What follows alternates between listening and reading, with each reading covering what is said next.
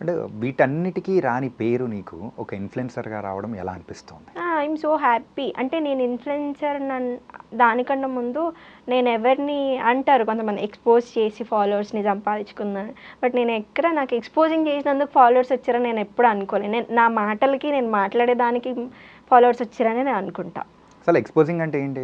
ఏమో మరి మీకే తెలవాలి.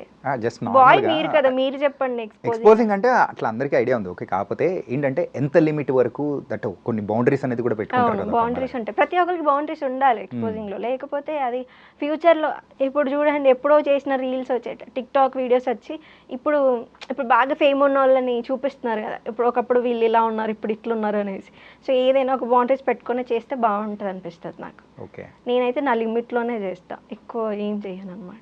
Limits like hot photo shoots గాని నేను అలాంటిదా? ఏడా అసలు మీరు చూడండి నా ఇన్‌స్టాగ్రామ్. హాట్ ఎంతవరకు చేయాలో అంతవరకే చేస్తా. ఎక్కువ అతి చేయను. ఎందుకంటే రేపు నాకు పెళ్లి కావాలి. మా ఫ్యామిలీ చూస్తారు, వాళ్ళు చూస్తారు, అడుగుతారు కదా! హ్మ్. ఏందమ్మా అట్లా చేసినావు అని అడుగుతారు.